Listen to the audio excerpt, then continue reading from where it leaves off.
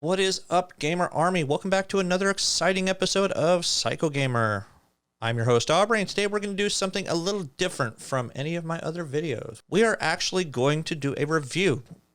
Is it going to be a review on a game? No, it is not. It is actually going to be a review on an episode that Retro Ralph posted just this past week.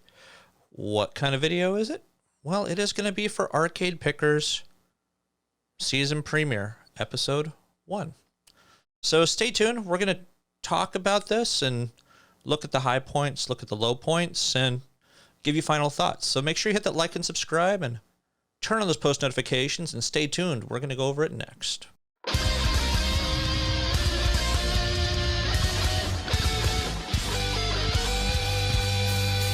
All right, welcome back. Like I said, today we are going to review Arcade Pickers episode 1, season 1.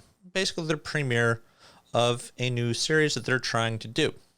Now, when you listen to the name Arcade Pickers, obviously you're going to be thinking about American Pickers.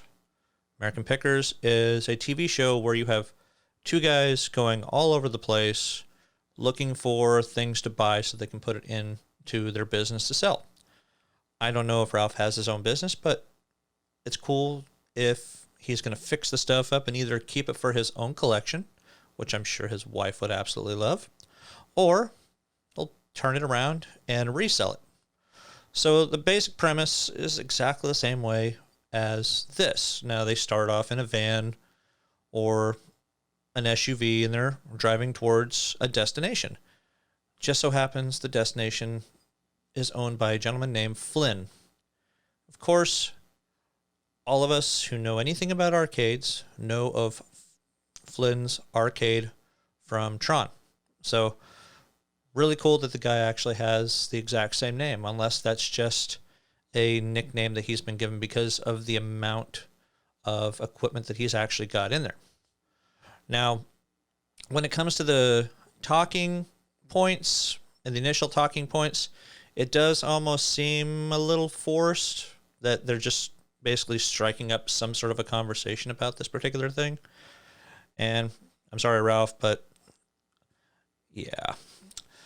So once they get to the destination, they meet up with a guy named Flynn, which some of the conversations they're having back and forth, it's like, well, I haven't been here before, and then I have kind of been here before. So I think there might be a couple things you might want to kind of look at when it comes to those particular things as well.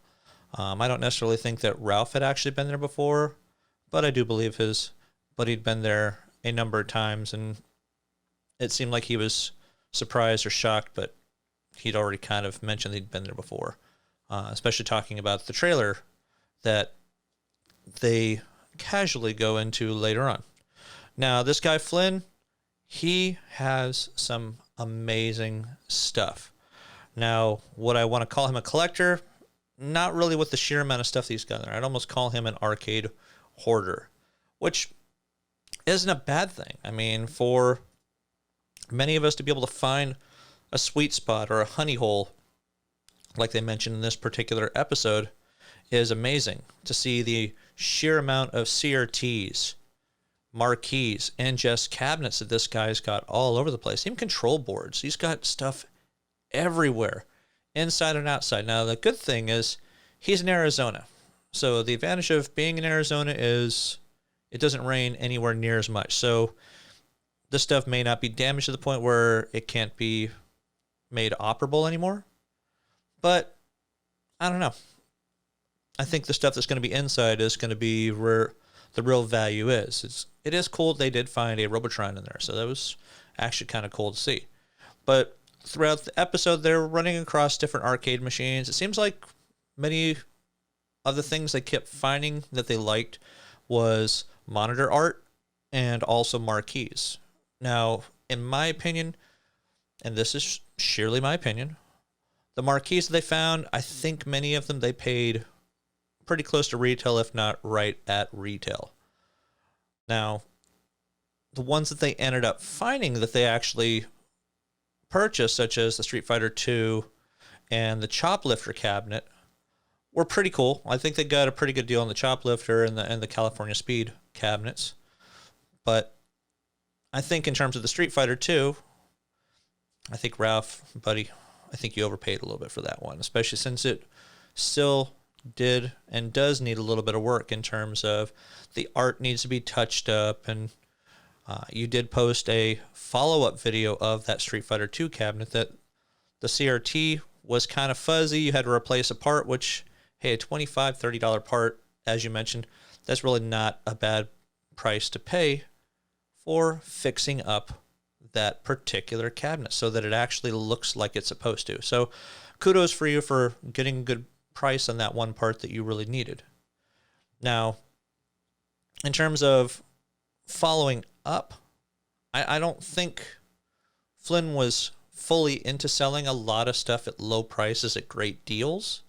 I think he was more on selling them at retail prices, because I noticed you guys really didn't get that much of a great deal on some of the stuff, such as the marquees and the cabinets. I think the only thing, in my opinion, that you got a good deal on was that California Speed cabinet. So whatever he's planning on doing with that cabinet, I definitely would be looking forward to see what you're going to do with that cabinet, because it is endless the amount of things that you could think of doing with that one. Putting Batman stuff all on it, putting a computer. I think you're going to put more than just a couple $100s into it, but at least the thought is there. So, but in terms of the final thoughts on the actual episode, I did like the whole episode in general, other than a couple little things I mentioned. I think it's really cool about breathing new life into cabinets that have been out there for quite a long time that really haven't had any kind of love. Where he's finding these cabinets, I have no clue. I don't know what friends he's got, but I definitely need friends like those. If you guys want to be my friend and send me some stuff, hey, I'll be your buddy for life. But on a scale of 1 to 5, I'd probably give the episode maybe a 3.5, maybe 3.75 out of 5, which isn't bad. It is a first episode. Obviously, it's not necessarily saying this is a bad thing. It's a YouTuber kind of show. But I think if you had the right backing and the right people and the right locations to go to, I think this series could be really cool. Now, I think the only real advice that I could really give would be find more ways to make the episode more yours. Make the series yours. Yes, you want to go for this whole pickers thing, which is cool, but I don't think you necessarily need to go for the exact same kind of format as what they're going with in terms of the look and the feel. But find something that you would want to see in that show for yourself. American Pickers is a great show, yes, but this is a different kind of thing. It's similar but different at the same time. You're catering to a different crowd than what you're looking at there, and finding some of these things in a barn is going to be very difficult, I think, is what it's going to boil down to. But I think that's really the only real advice I could really give Ralph as a whole.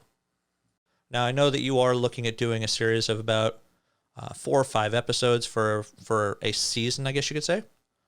But hopefully you can find some more really, really good spots, Ralph, and show us some more cool stuff. I guess the question is how much room do you actually have to put these cabinets? How much room do you have to actually work on these cabinets? So I just maybe want to see a little more interactions between you and the actual owners of the places. Now, I know American Pickers, they go into a little bit more background with these guys, but I didn't really see too much background information on Flynn in terms of maybe some pictures, older pictures of him with some older arcade cabinets, what got him started into arcades. And, you know, I know you asked him a couple questions, but I think asking more questions would actually be a little better to kind of follow up on. But that's really going to do it, guys. I mean, if you have not seen this episode for Retro Ralph, for the Arcade Pickers. I am going to post that link down below down here so you guys can go take a look at it. He's gotten a number of views on it. I'm not going to lie. He's probably got more views on one video than I have in a whole year's worth of videos in my case. Okay, that's kind of sad. But go check it out. Post down below that you saw it, what you think of it. Maybe you have the same conclusions. Maybe you might have some different opinions in terms of it. I do like the direction that the episodes are going, though. So keep it up, Ralph. I can't wait to see the second episode and the third and fourth and fifth, because that's how I am. Once I start seeing a series that I like, especially when it's stuff that I can relate with, I'm going to watch it.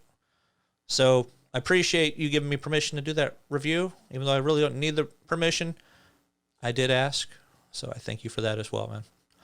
Until next time, guys, make sure you hit that like and subscribe, and don't forget to always game on.